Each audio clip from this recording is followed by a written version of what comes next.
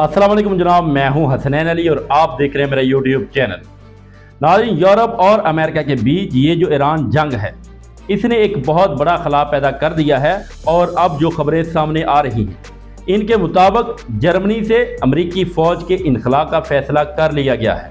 America ने ऐलान किया है कि अगले 6 से 12 महीनों में 5000 अमरीकी फ़ौजी जर्मनी से वापस आ जाएंगे, उनको वापस बुला लिया जाएगा। यानी कि अमली तौर के ऊपर नेटो ख़त्म होता हुआ नज़र आ रहा है। लेकिन इस पूरी कहानी में अगर कोई सबसे ज़्यादा फ़ायदा उठा रहा है, अगर किसी को इस जंग से सबसे ज़्यादा फ़ायदा हो रहा है, तो वो है अमेरिका।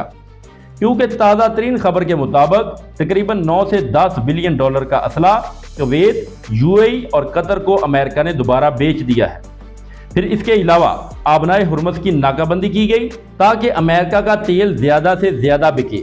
इसकी वजह यह है कि अमेरिका के पास इस वक्त तेल के ज़खायर ज़्यादा हैं, वाफर ज़खायर हैं, क्योंकि अमेरिका ने वेनेज़ुएला के ऊपर कब्ज़ा किया हुआ है और वेनेज़ुएला में किसी भी मुल्क के मुकाबले में सबसे ज़्यादा तेल पाया जाता है। अब अमेरिका का कब्ज़ा है तो अमेरिका अपनी मर्जी से इस तेल को निकाल रहा है और आलमी मंडियों में भेज रहा है। यानी जंग भी और कमाई भी, इससे फायदा अमेरिका को हो रहा है। अब उधर एक अजीब सूरत हाल है। ट्रंप एक तरफ अपने मुल्क में कांग्रेस को कह रहा है कि जंग खत्म हो गई है, क्योंकि कानून ये कहता है कि अगर सदर कांग्रेस की मंजूरी के बगैर जंग शुरू करे, अपोजिशन की मंजूरी के बगैर जंग शुरू की जाए, तो 60 दिन के बाद उसे कांग्रेस से इजाज़त लेना लाजमी होती है।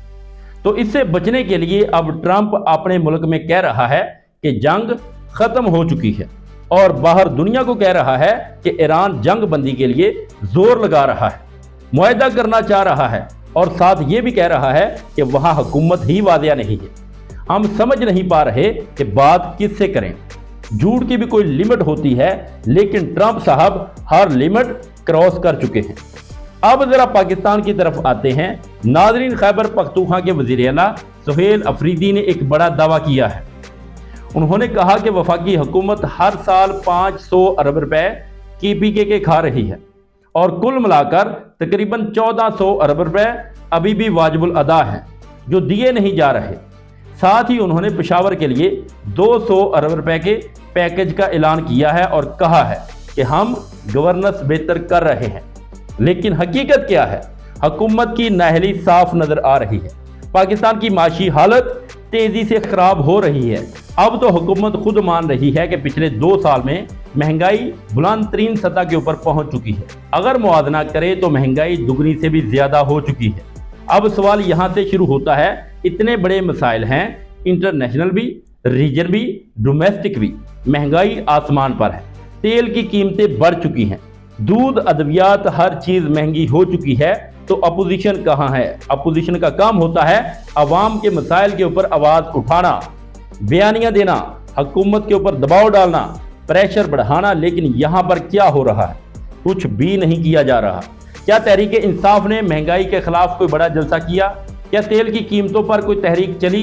किसान तबाह हो गए, गंदम, फर्टिलाइजर, ट्यूबवेल, हर मसला बढ़ता गया, किसान खुद सड़कों के ऊपर निकले। लेकिन क्या अपोजिशन इनके साथ खड़ी हुई? ये सवाल है खास तौर पर इन लीडरान से जो सिर्फ ट्विटर के ऊपर बैठकर बयान देकर जिम्मेदारी पूरी समझते हैं। हालांकि इमरान खान ने खुद कहा है कि मेरी रिहाई की बात ना करो, अवाम के मसाइल की बात करो, अदलिया की आज़ादी की बात करो। अगर जजेस को हटाया जा रहा है, अगर उनके ऊपर प्रेशर है, तो वकला के साथ मिलकर तहरीक चलाओ। लेकिन क्या हुआ? अगर आप देखें तो इसका जवाब है सिफर, कुछ भी नहीं किया जा रहा। नाज़रीन, अब आगे देखें। तजावुज़ात के नाम पर लोगों के घर गिरा दिए गए, बस्तियों की बस्तियां उजाड़ दी गईं। ये कहाँ का इंसाफ है? लोगों के पास कब्जे थे, 50 साल से जायद वो वहां पर रहाइश पजीर थे। इतना अरसा उनको वहां पर रहाइश पजीर हो गया था। इनको टाइम नहीं दिया गया, कोई वार्निंग नहीं दी गई। कहा गया कि हम नहीं मानते, अदालतों से भी रिलीफ नहीं मिला। अगर कोई हक की बात करता है तो उसे उठा लिया जाता है, उसको गायब कर दिया जाता है, घर तबाह कर दिया जाता है। तो फिर गरीब आवाम कहाँ जाए? ये कौन सा निज़ाम है? इस्लामाबाद हाई कोर्ट का किरदार क्या है? कानून नाम की कोई चीज़ है ही नहीं। और फिर एक ड्रामा शहबाज शरीफ ने कमेटी बनाने का ऐलान किया है। लेकिन क्या ये काफी है? हकीकत ये है कि कोई ताकतवर के सामने बात नहीं कर सकता। मोहसिन नकवी का नाम आए तो सब खामोश हो जाते हैं। अब जरा नीचे आए। गरीब आदमी, रेडी वाले, फ्रूट फरोश जो रेडी लगाते हैं, इनकी रोजी तक छीन ली गई। सोशल मीडिया भरा पड़ा है वीडियो से। ये कौन सी फोर्स है जो आती है और सब कुछ उठाकर ले जाती है?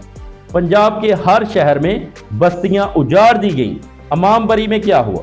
ऐवान सदर के पीछे क्या हुआ? लेकिन सवाल वही है कि अपोजिशन कहाँ है? वो अपना किरदार क्यों नहीं अदा कर रही? कोई पूछने वाला नहीं है। यह हुकूमती पॉलिसियों की नाकामी नहीं तो और क्या है?